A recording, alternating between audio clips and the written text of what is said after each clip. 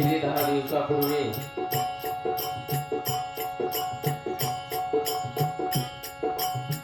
आमच्या अविनाश पारखोर मंडळातील एक ज्येष्ठ सदस्य नेतृत्व अशोक मामा तुपेकर यांच्या दसऱ्या विधीच्या निमित्तानं आणि त्यांच्या जाण्याच्या अगोदर 3-4 दिवसाच्या अगोदर त्यांचा असणारा मुलगा रावसाहेब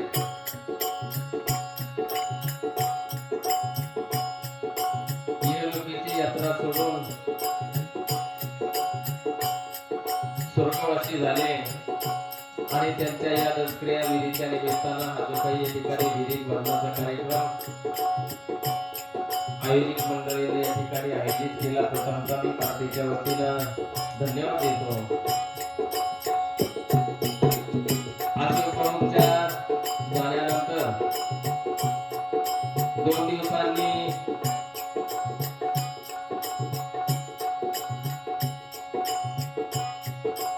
राजीव गोडेंचा मला फोन आला की भाऊ आमच्या गावामध्ये अशी घटना झाली आणि एकाच कुटुंबातील 2 व्यक्ती गेल्यानंतर करते पुरुष गेल्यानंतर त्या घराचा आधार संपतो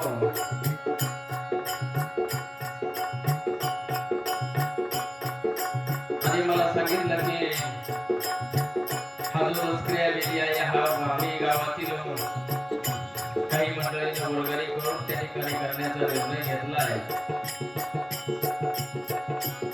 तो दसऱ्या विधीचा कार्यक्रम आहे तो भाऊ तुम्हाला करावा लागेल आणि त्यांच्या सूचनेनुसार हा कार्यक्रम करण्याची तुमची सेवा करण्याचा योग मला या ठिकाणी घडून आला. मी पुन्हा एकदा प्रत्येच्या वतीनं त्यांना धन्यवाद देतो.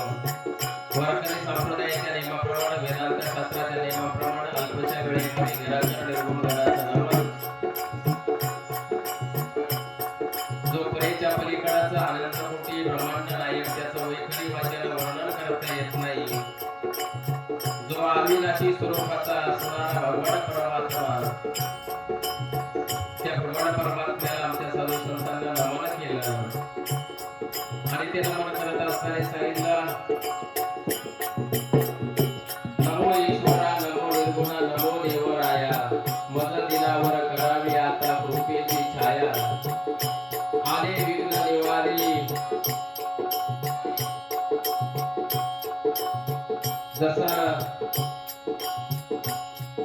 आताच 4-5 दिवसापूर्वी ज्या बाप्पांचं आपण विसर्जन केलं त्या बाप्पांच्या आरतीमध्ये सुरुवातीला सांगितलं तूच सुख करता तूच दुःख हरता. असा असणारा तो भगवान परमात्मा त्याच्या कृपेशिवाय झाडाचं पाणी हलत नाही. असा असणारा त्या भगवान परमात्म्याचा अल्पच्या वेळेमध्ये वर्णन करण्याचा प्रयत्न या ठिकाणी झालेला आहे. कार्यक्रम आहे दसऱ्या विधीच्या निमित्तानं.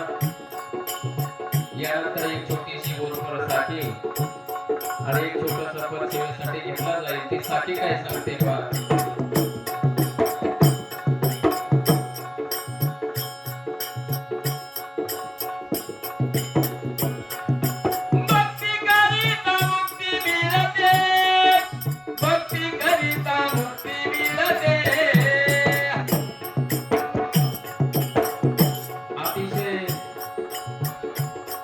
साधी सोपी सरळ 4 कडव्याची साखी परंतु अतिशय बोधपर अशी साखी. त्या साखीमध्ये गृहपादामध्ये सांगितलं की बाबा भक्ती करिता मुक्ती मिळते. मग भक्ती तुम्ही करता भक्ती मी करतो. भक्ती आमच्या ज्ञानोबानं केली भक्ती आमच्या तुकोबानं केली भक्ती आमच्या जनाबाईनं केली भक्ती आमच्या मीराबाईनं केली.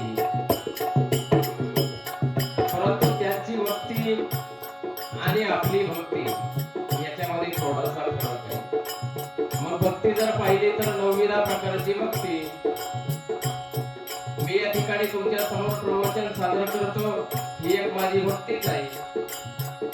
तुम्ही या ठिकाणी माझा जो कार्यक्रम चाललाय प्रवचन चाललंय ते तुम्ही खाली बसून शांत चित्ताने ऐकून श्रवण करता ही एक प्रकारची भक्तीच आहे.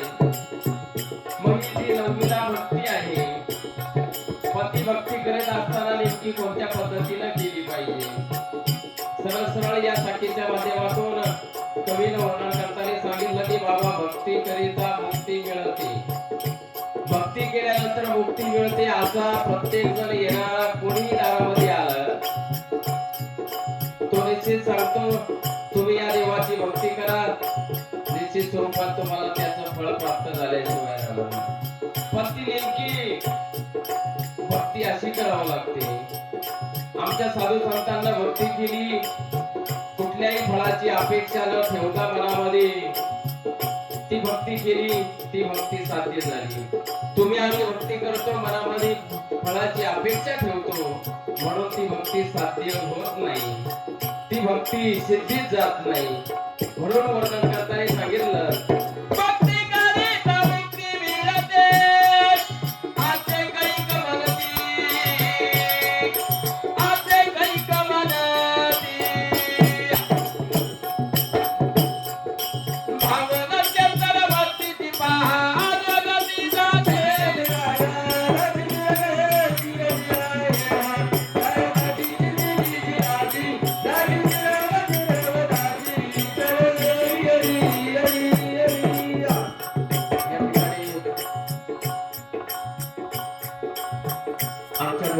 गणाचं भूषण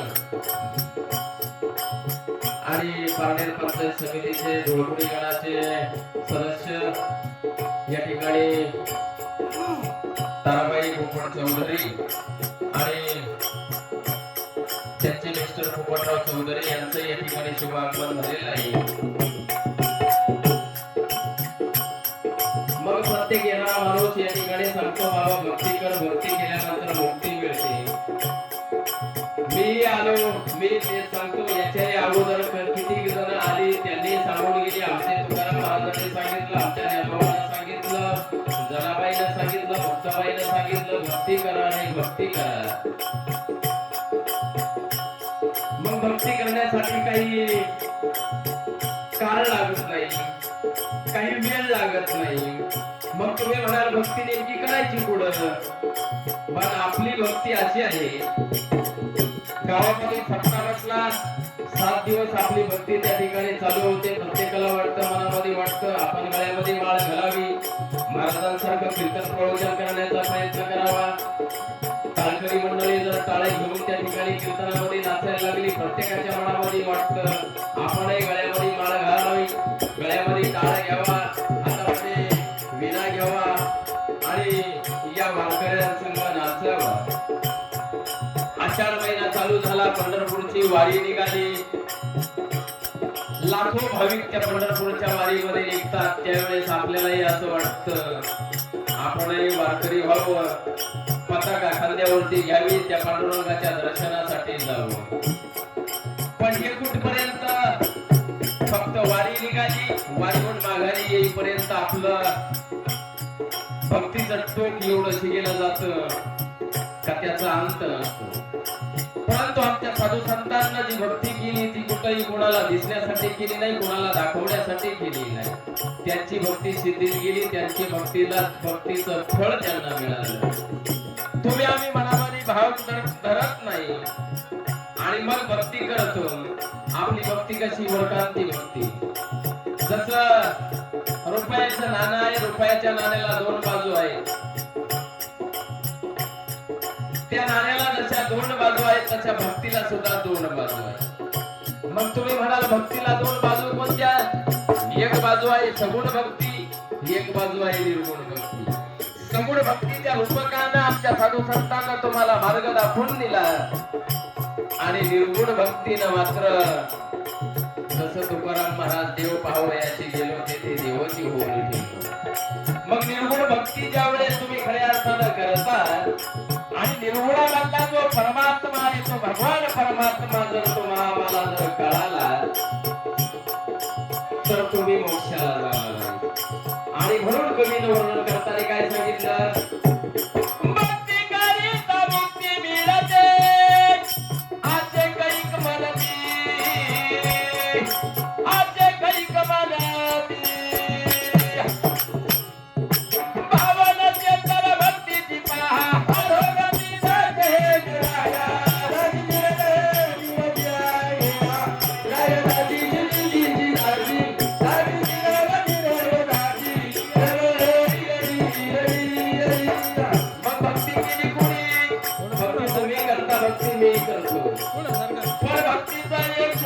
उदाहरण कवीने या ठिकाणी दिलं. भक्ती केली कोणी? दरुण मनामध्ये भाव पांडवा, दरुण मनामध्ये भाव पांडवा, दरुण मनामध्ये भाव पांडवा, वनामध्ये राहती, वनामध्ये राहती. किती होते?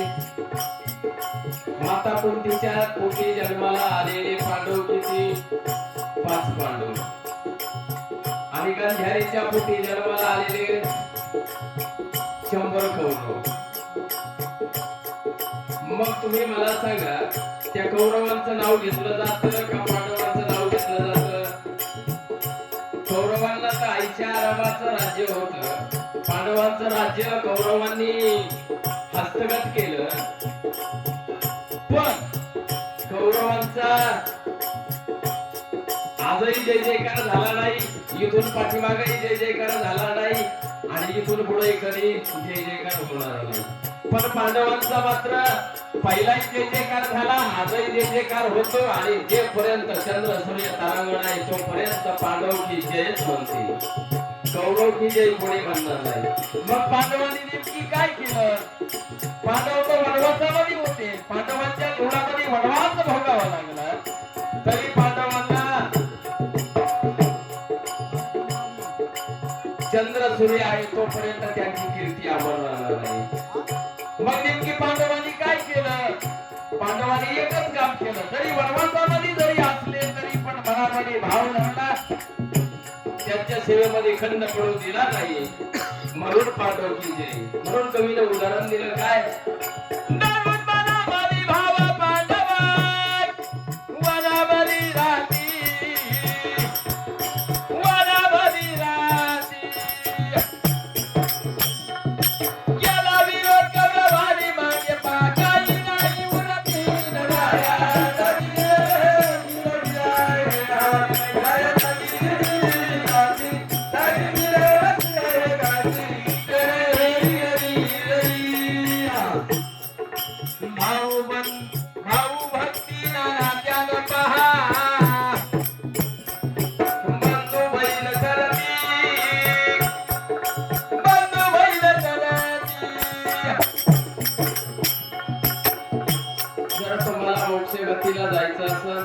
त्या भगवान परमात्म्याची प्राप्ती करून जर घ्यायची असेल तर जगामध्ये दोनच नात्यानं तुम्हाला वागवणार.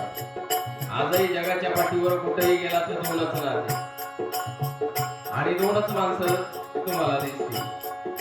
तुम्ही म्हणाल जगाच्या पाठीवर कुठेही फिरला तर दोनच माणसं कोणती? एक नर आहे एक नार आहे, म्हणजे एक स्त्री आहे एक पुरुष आहे. याच्या पलीकडे दुसरा माणूस तुम्हाला सापडणार नाही.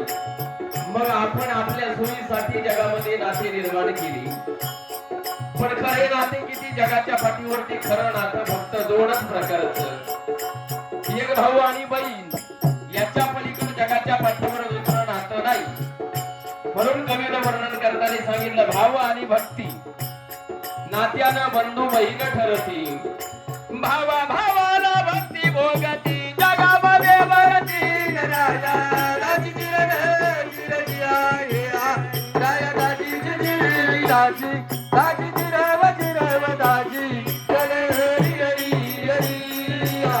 मग आपण आपल्या सोयीसाठी नाती निर्माण केली.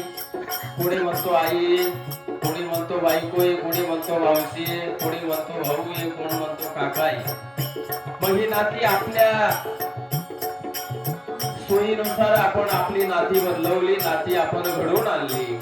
परंतु खऱ्या अर्थानं जगाच्या पाठीवरती दोनच माणसं, एक स्त्री आणि एक पुरुष, आणि त्यांचं कुठेही जगाच्या पाठीवर फिरला तर नातं फक्त बहीण भावाचंच लागतं.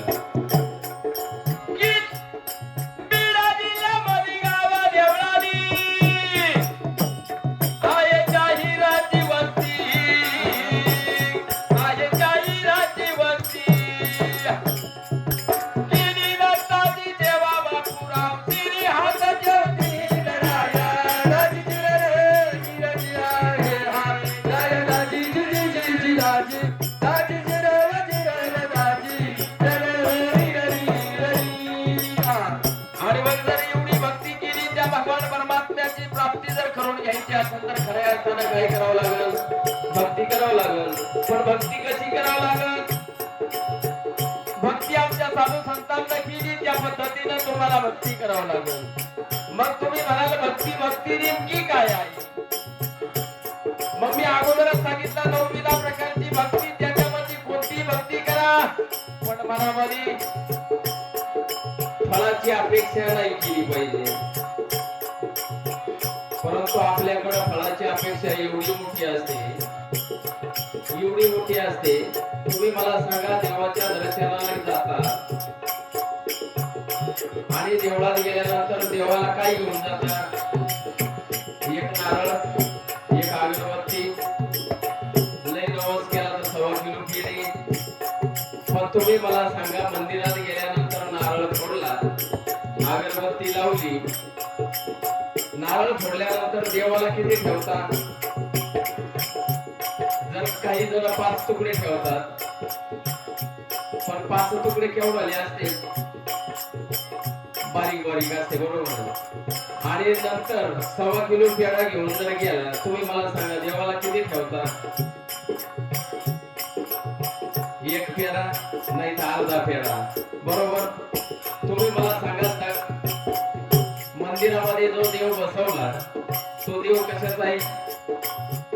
पाषाणाचा, दगडाचा, लाकडाचा, घडवलेल्या मातीचा, बरोबर. मग तुम्ही सांगा मला मावशांनो, मंदिरामध्ये गेला, हातामध्ये पेढा घेतला, किती वेळा देवाच्या तोंडाला लावला, देव खाणार आहे? खाणार आहे का? मग ही भक्ती फळाला जाणार नाही. त्याची जर तुम्ही त्या पाषाणाच्या मूर्तीकडून जर तुम्ही आस केली, पेढा तोंडाला लावला, देवाने खाल्ला, असं कधी झालंय? तुमच्या हातून खाल्ला नाही? खाल्ला. आणि खाणार नाही? खाणार. पेढा खाल्ला खाल्ला ना, पाषाणाच्या मूर्तीनं पेढा खाल्ला, पण कुणाच्या हातानं? काम सांगताचे काम, काम सांगताचे माय, काम सांगताचे माय, म्हणे नामदेव राय बाळ नैवेद्य घेऊन जाय. कोणी खाल्ला? कुणाच्या हाताने खाल्ला?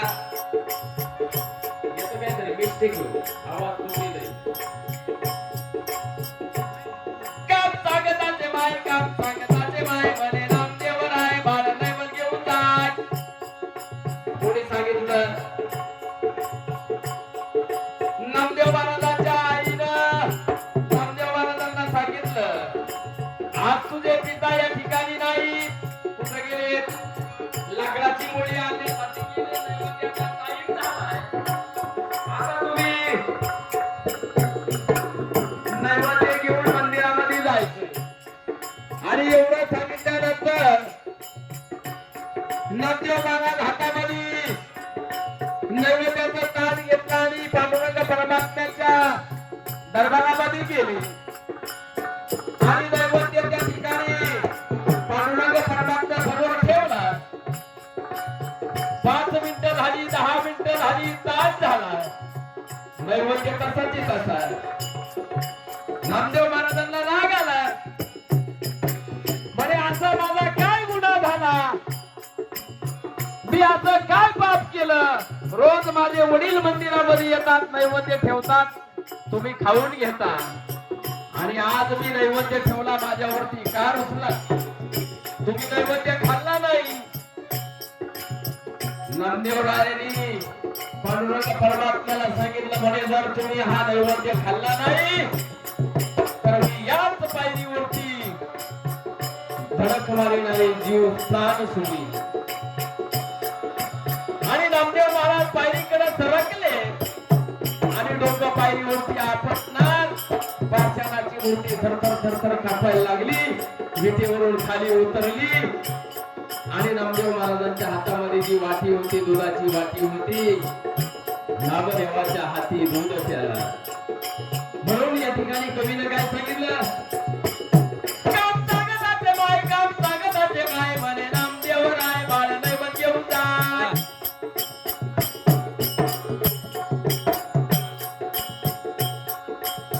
मग हा नैवेद्य घेऊन गेल्यानंतर त्या ठिकाणी पाषाणाची मूर्ती नामदेव महाराजांच्या हातानं दूध प्याली.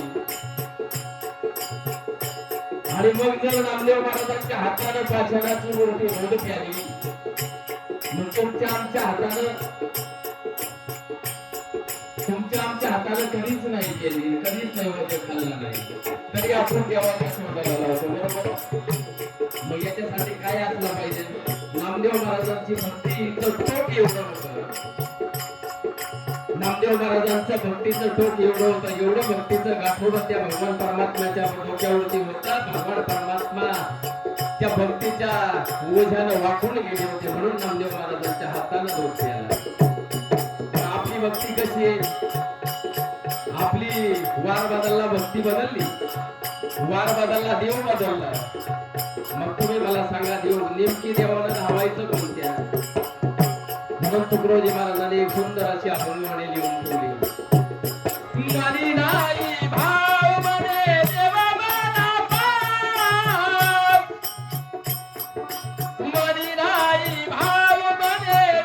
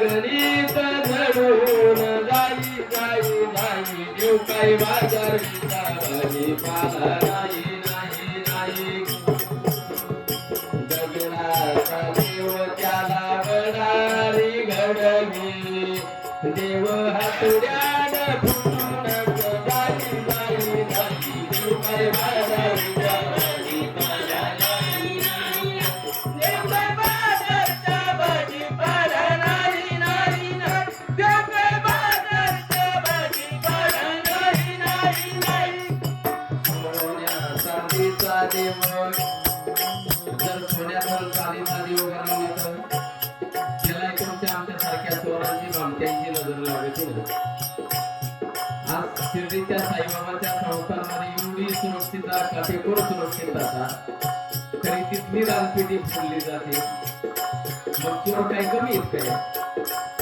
म्हणून आधी जर भक्ती केली ती भक्ती फळाला जाणार आहे भक्ती शेवटाला जाणार आहे आयुष्यभर जरी अशी भक्ती केली तर त्या देवाची प्राप्ती होणार नाही आणि मग त्या भगवंताची प्राप्ती जर तुम्हाला आम्हाला करून घ्यायची असेल जीवनामध्ये खऱ्या अर्थानं त्या भगवंतापर्यंत पोहोचायचं असेल तर काय करावं लागेल कुठं तरी कोणाचं तरी गाठ घ्यावं लागेल ना मग तुम्ही मला कोणाची गाठ घ्यायची तो भगवान परमात्मा पाहायचा काय कुठं त्याच्यासाठी जीवनामध्ये येऊन घेतला तरी त्या सद्गुरूची गाठ घ्यावं लागेल आणि सद्गुरूनं दिलेल्या नामोगी मंत्राच्या साह्यानं तुम्हाला तिथपर्यंत जावं म्हणून एका ठिकाणी कवीनं वर्णन करताना एक छोटं पद आहे पहा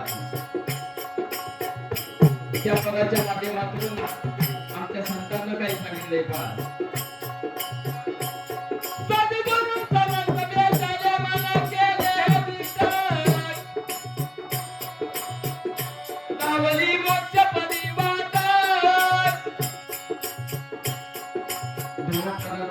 व्यवस्थित समजून घ्या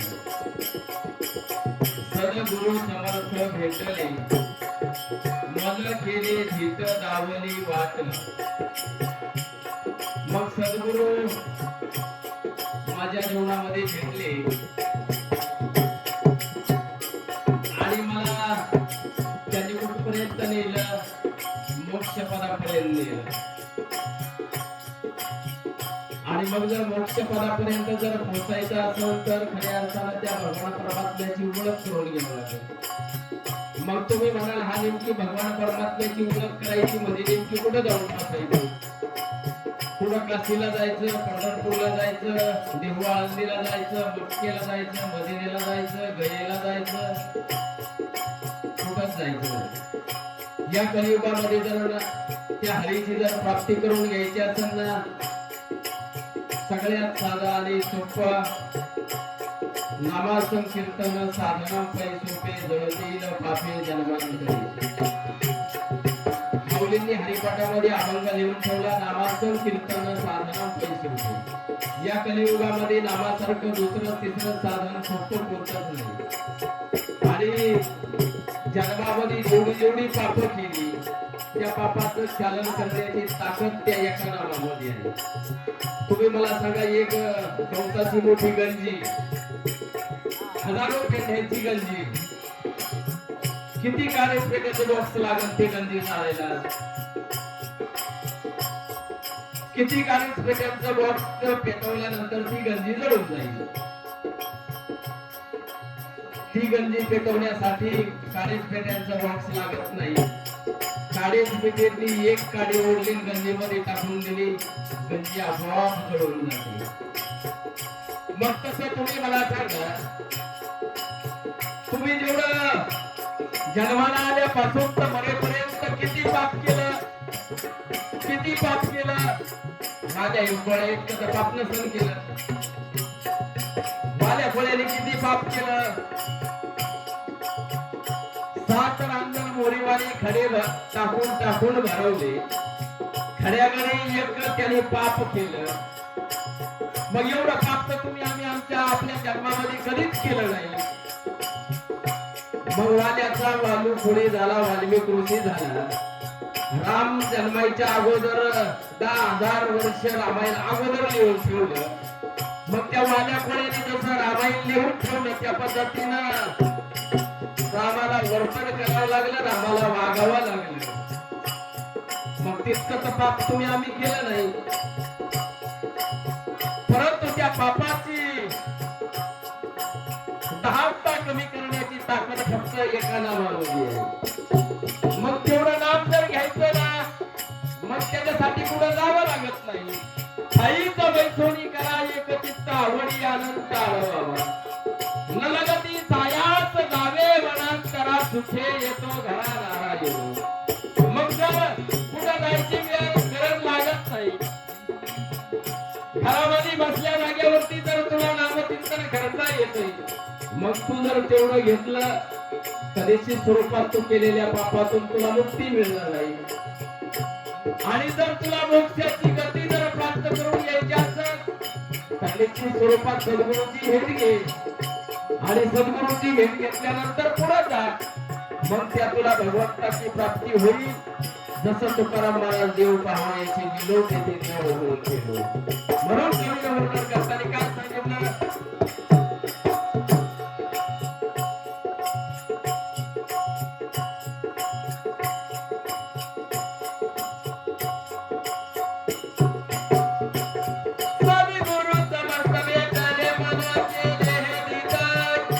दामली मोक्ष प्रतिवाद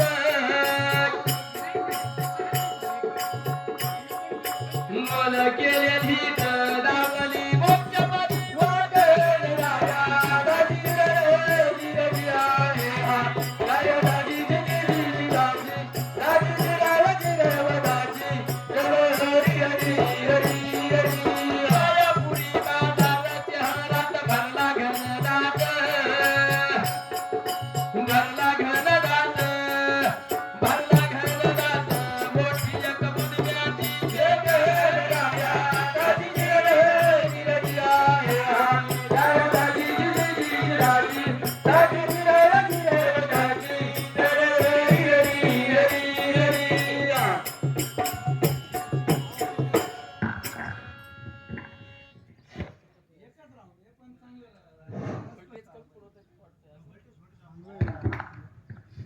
एखादा स्पीकर कमी कर ना. हा एक कमी कर ना. हॅलो. मग कवीनं वर्णन करताना सांगितलं, कायापुरी बाजार शहरात भरला घनदाट, मोठी एक उदिब्याची भेट. खऱ्या अर्थानं जग एक बाजार आहे. या जगाच्या पाठीवरती बाजार भरला, त्या बाजारामध्ये जाऊन तो आम्हाला आयुष्याचा किराणा खरेदी करायचा आहे. एका ठिकाणी कवीनं सांगितलं, वर्णन करताना सांगितलं, दिन कर आहे तो वर करा बाजार स्वस्त का बसता. जोपर्यंत दिवस आहे तोपर्यंत बाजार आठवून तुम्हाला आम्हाला वेळ यायचंय. पण बाजारात गेल्यानंतर काय भरायचंय मला सांगा. बाजारात आठवड्याचा बाजार भरतो आणि आपण बाजारामध्ये जातो त्यावेळेस पहिला माल कोणता घेतो? मेथीची भाजीची गडी घेतो. बाजारात गेल्या गेल्या घेतो का मावशी? मेथीची भाजीची गडी घेतो का अगोदर? मेथीची भाजीची गडी अगोदर घेत नाही. अगोदर काय घेतो? जड वस्तू काय पिशवीच्या तळाला खाली टाकायची ती वस्तू घेतो. मग उदाहरणार्थ बटाटे, कांदे अशा ज्या जड वस्तू येतात त्या घेतो आणि नंतर ज्या कोवळ्या कोवळ्या लुसलुसीत भाज्या सगळ्यात बाळगून घेतो आणि जाता जाता काळ्या पिशीत छटाक घरी घेऊन जाता. बरोबर? मग तसं या ठिकाणी जग एक बाजार आहे. या बाजारामध्ये दोनच माणसं आहेत, एक घेणार आहे एक देणार आहे. घेणाराकडून घेत जा आणि देणाराने दिलं पाहिजे. मग देणार कोण होती आणि घेणार कोण होती? घेणार होती तुमच्या आमच्या सारखी आणि देणार होती आमची सद्गुरू माऊली, देणार होती आमची साधू संत मंडळी, देणार होतं आमचं संत वाङ्मय देणार होतं. मग या देणाराकडून नेमकी तुम्ही आम्ही काय घ्यायचंय? समजा मी तुमच्या समोर उभा राहिलोय, या ठिकाणी तासभर बडबड करणार आहे. मग जाताना काय घेऊन जायचंय? मी देणार आहे, तुम्ही घेणार आहे बसलेली. मग जाताना तुम्ही काय घेऊन जायचंय? एखादा विनोद झाला तो बरोबर घेऊन जायचा? अजिबात नाही. जे चांगलं आहे ते तुमच्या जीवनाची शिरोरी म्हणून तुमच्या बरोबर घेऊन जायचंय आणि जे वाईट होते मला माझं याच ठिकाणी द्या, सोडून द्या जागेवरती, तर तुमचा बाजार केल्याचा फायदा होईल ना. जगाच्या बाजारामध्ये जर तुम्ही फिरायला गेले, बाजारामधून काही चांगलंच घेऊन जायचंय. बाजारात गेल्यानंतर सरकी टोमॅटो घेणार नाही, सरकी बटाटे घेणार नाही, सरकी टोमॅटो वाटे घातलेली कधी जाता घ्यायला? काही मंडळी आहेत आजही बाजारामध्ये चिकाशीनं प्रयत्न प्रपंच करणारी माणसं कधी बाजारात जाते? 6 वाजता. आमच्या भाडवणीच्या बाजारात जर गेलं ना संध्याकाळी 6 वाजता वाटे पडात्या. मग 10 रुपयाला वाटा, 5 रुपयाला वाटा. मग ती मंडळी घेणार, पिशी भरून नेणार आणि घरी गेल्यानंतर तो वाटा बाईने कापायला काढला, बटाटा कापायला काढला. काय बाई बाजारात बटाटे चांगले नव्हते का? बाबा असंच करतो. पण नाव कोणाला ठेवीती? ज्याने आणलं त्याला नाव ठेवती. कोण ठेवीती? त्याचीच बायको ठेवीती. मग तुम्ही मला सांगा, बाजारात गेल्यानंतर चांगला माल खरेदी करायचा का वाईट माल खरेदी करायचा? कोणी ठरवायचंय? तुम्ही ठरवायचंय ना. मी देणार आहे, घेणार तुम्हीच. मग तुम्ही ठरवायचंय याच्यामधलं चांगलं काय आणि वाईट काय. म्हणून कवीने वर्णन करताना काय सांगितलं? काळ्यापुरी बाजारात जावला मला घनदाट मोठी एक मुलगाची पेट.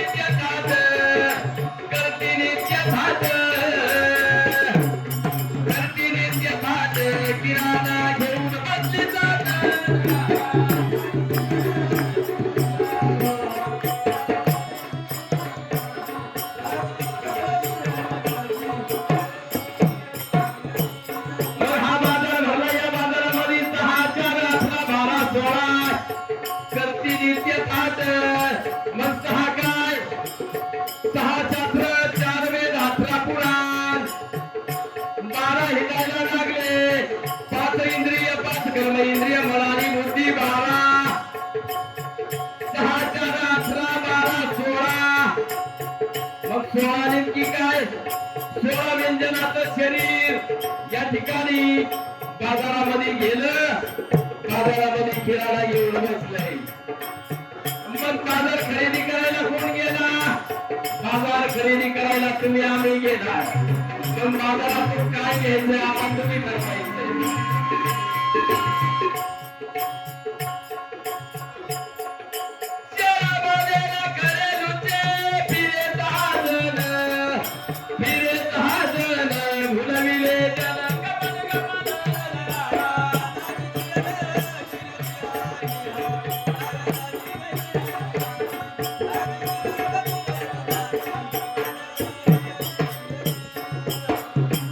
बाजारात आपण बाजारात गेलो.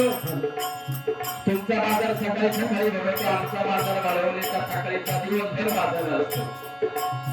एकदा का 3-4च्या दरम्यान गर्दी झाली बाजारात.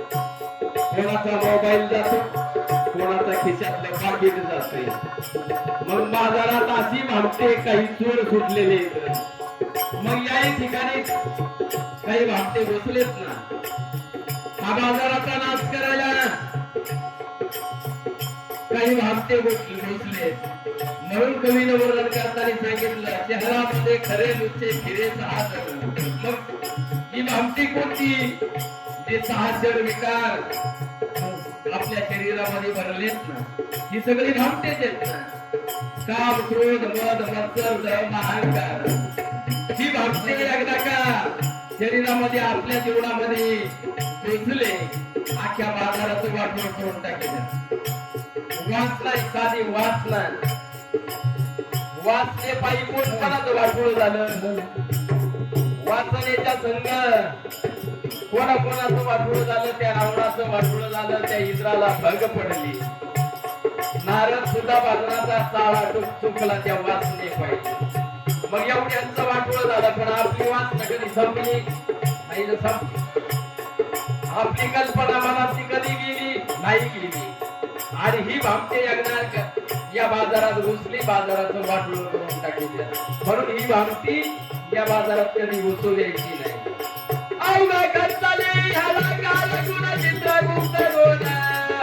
चित्रगुप्त दोन नित्य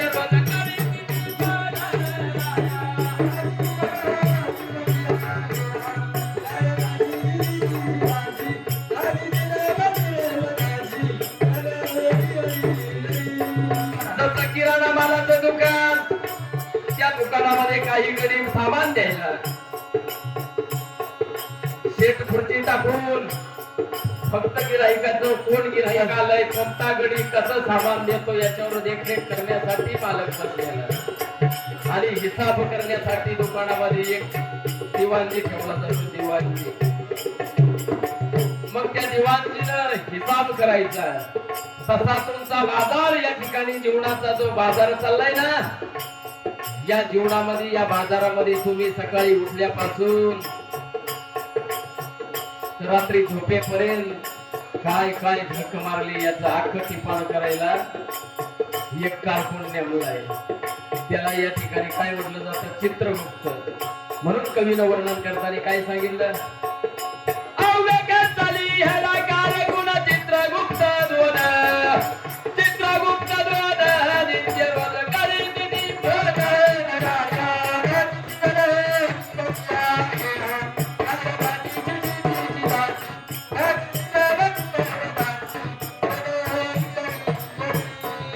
आणि मग मांजराला वाटतं मी डोळे झाकून दूध पितो चोराला वाटत मी आंधाराने गेलो मला कोणीच पाहिलं नाही पण पाहिलं इथं जरी नाही पाहिलं पण पाहणारा वरून आहे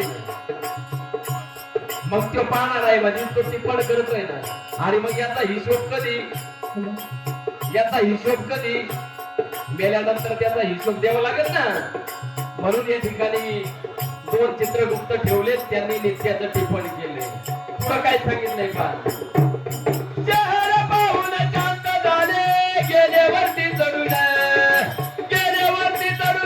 त्रिवेणीचे माग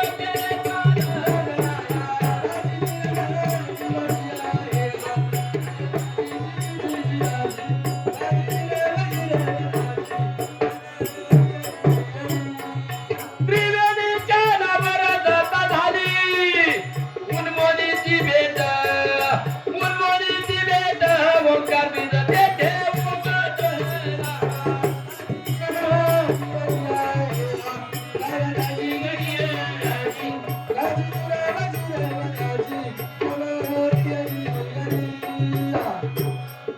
पंढरपूरला गेले पंढरपूरला गेल्यानंतर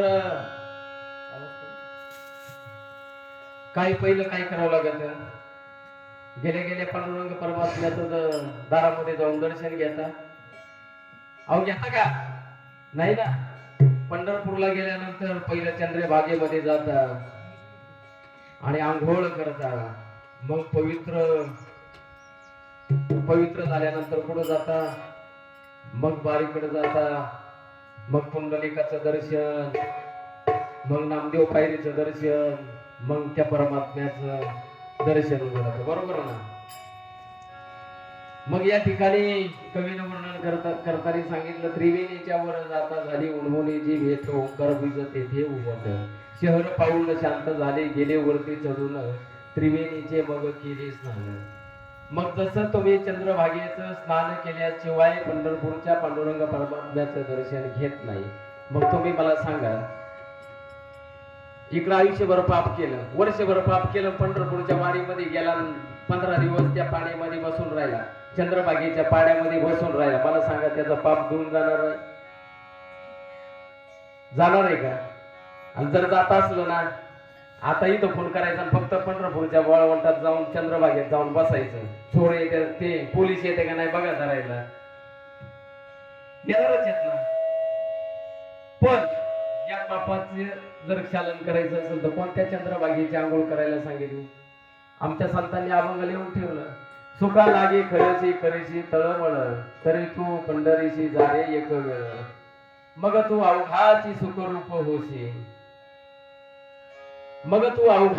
सुखरूप होशी पण कधी चंद्रभागे करिता एक स्नान गुण दोष फळती रानवला मग तुम्ही मला सांगा त्या चंद्रभागेच्या पाण्यात जर महिनाभर बसून राहिला तर केलेलं पाप जाणार आहे का नाही ना जाणार बाबांनो बापा ते पाप तसं जात नाही चंद्रभागा कोणती इथंच आहे ह्या चंद्रभागेच्या पाण्यानं आंघोळ करावं लागेल ह्या चंद्रभागेच्या पाण्यानं जर आंघोळ केली याचं जर अमृत प्राशन केलं तर तुला त्या ठिकाणी मोक्ष गती प्राप्त होणार आहे म्हणून कवीनं वर्णन करताना सांगितलं, शहर पाहून शांत झाले गेले वरती चढून त्रिवेणीचे मग केले.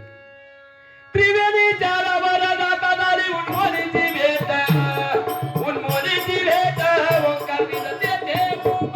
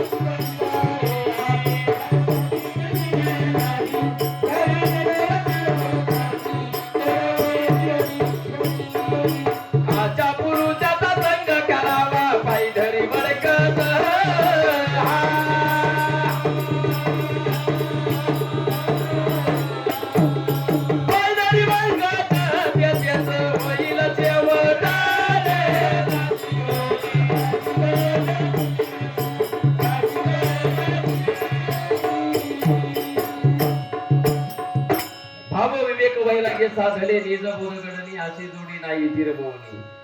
सुरुवातीला जी साखी घेतली ती भक्ती करिता मुक्ती मिळते असे कैक म्हणते.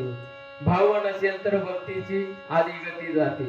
मनामध्ये भाव असला पाहिजे, शुद्ध अंतकरण असलं पाहिजे. आणि इथे पुन्हा काय बाबांनी काय सांगितलंय, म्हणजे भावच पाहिजे ना. जर भावच नसला, समजा तुम्ही बाजारामध्ये गेला आणि विचारलं, दुकानदाराला विचारलं, जो देणार आहे त्याला घेणाऱ्याने विचारलं, बटाटे कसे लावले, बटाटे कसे म्हणले होते. जर मला हिरवे पांढरे असं जर म्हणला तर तुम्ही पायातली काढून नाही टाकायचे का त्याला. तो लगेच काय सांगतो, 50 ला 1.5 किलो, 60 ला 2 किलो, हा काय सांगतो, भाव सांगतो ना. मग हा काय झाला, त्या मालाचा फिक्स किंमत झाली, तो भाव झाला. मग ही किंमत ठरवायची का त्या तुमच्या भक्तीची, ती किंमत नाही. तो भाव कसा असला पाहिजे, तो भाव सात्विक असला पाहिजे, भाव तुमचा शुद्ध असला पाहिजे, तर त्या हरीची प्राप्ती होणार आहे. आणि मग ह्या जर भाव तुमच्या मनामध्ये जर प्राप्त झाला तर पुढे जाऊन कवीनं काय सांगितलंय, अशा पुरुषाचा संग करावा. मग असा पुरुष कोणता, राजूभाऊ सारखा, पाराजीभाऊ सारखा, आमच्या पेटी मास्तर सारखा, का तुमच्यासारखा, तुमच्यामध्ये बसले या ठिकाणी रावसाहेब पाटील शेळके बसले यांच्यासारखा कसा बसला पाहिजे, आमचे पोपटराव चौधरी या ठिकाणी बसले यांच्यासारखा, असा असा नक्की कसा माणूस असा जीवनामध्ये भेटला पाहिजे. असा म्हणजे त्याने आपल्या जीवनाचं सोनं केलं पाहिजे. जसं लोखंडाई आणि परीस आहे, परीसाचा स्पर्श लोखंडाला झाला, लोखंडाचं सोनं होतं. तसं नामरूपी परीस हातामध्ये घेऊन आलेला माणूस असा पासला पाहिजे. देहरूपी लोखंडाचं सोनं त्यानं झालं पाहिजे. मग नामरूपी परीस कोणाच्या हातामध्ये, तुमच्या हातामध्ये, आमच्या हातामध्ये, आपल्याकडे नाही. तो कोणाकडे आहे, आपल्या सद्गुरु माऊलीकडे आहे. ज्याने त्याने आपल्या सद्गुरूकडे माऊलीला जाऊन विचारा, त्यांनी दिलेला नामरूपी परीस आपल्या देहरूपी लोखंडाला लावा, निश्चितच सोनं होणार आहे. मग असा पुरुष त्याचा संग करायचा आहे. आपली संगत चोरा संघायची, आपली संगत लबाडा संघायची, आणि आपली संगत चांगल्या बरोबर आहे. मग मला सांगा, चांगल्या बरोबर गेला तर चांगलं होणार आहे. सज्जन दुर्जन पाहून दुस्तीचा हात पुढे करा, जशी संगती तशी मनोगती विसरू नको जरा. ढवळ्याच्या जरी पवळा बांधिता तशी होते तरा, वाद नाही पण गुण लागत. मग असा पुरुष असला पाहिजे का त्याने आपल्या जीवनाचं सोनं केलं पाहिजे. अशी पुरुष कोण होऊन गेली, आमचे ज्ञानोबाराय होऊन गेले, आमची मुक्ताबाई होऊन गेली, आमची जराबाई होऊन गेली, आमचे तुकोबाराय होऊन गेले, आमचे चोखोबाराय होऊन गेले. असे पुरुषांचा संग करावा, इतरांचा कोणी करू नये. म्हणून या ठिकाणी कवीनं काय सांगितलं, आजच्या पुरुषाचा संग करावा पायधरी बळकात.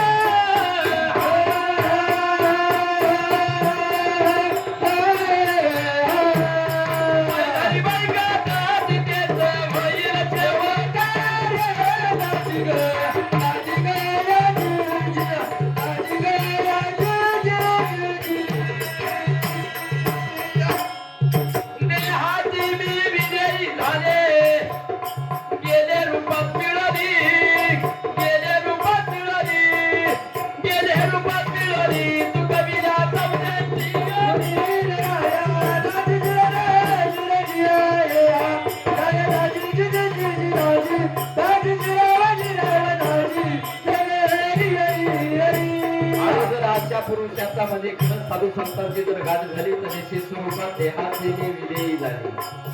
देवान हरपून जातात आणि मग एकदा विदेयी पुरुष झाला तर त्याला पारावर राहत नाही. तुम्ही मला सांगा, आपण वारकरी मंडळी जर पंढरपूरची दिंडी जर निघली ना, 60 वर्षाची आजीबाई 60 वर्षाचा आजोबा पंढरपूरच्या दिंडीमध्ये नाचायला लागतो का?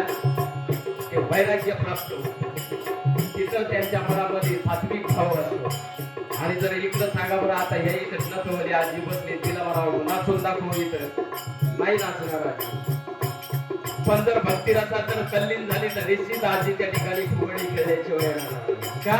याचं कारणच ते, अशा पुरुषाच्या संगती गेल्यानंतर त्या ठिकाणी सात्विक भाव निर्माण होतो आणि मग देहाची विदेयी अवस्था ज्यावेळेस प्राप्त होते त्यावेळेस मोक्ष गती प्राप्त होते.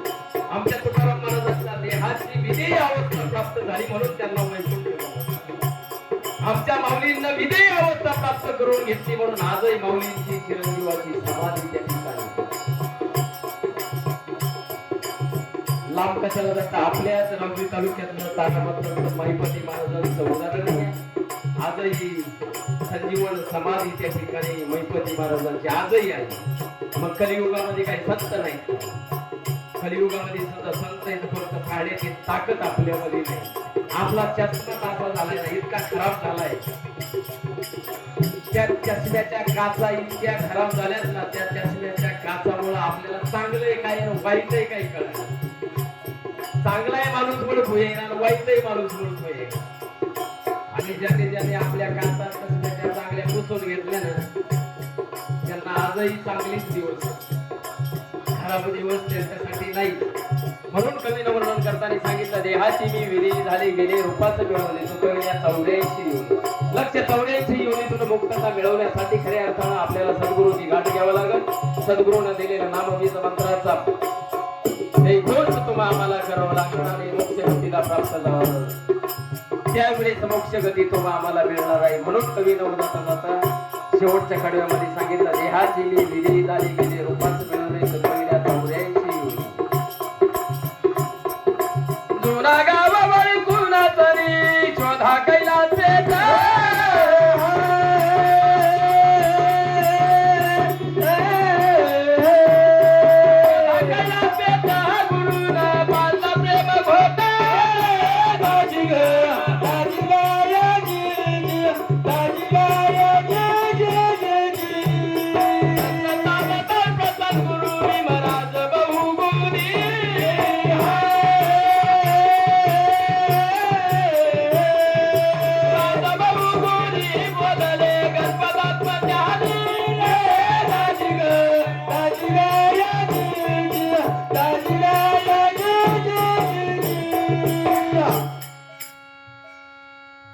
अशा पद्धतीनं अल्पशा वेळेमध्ये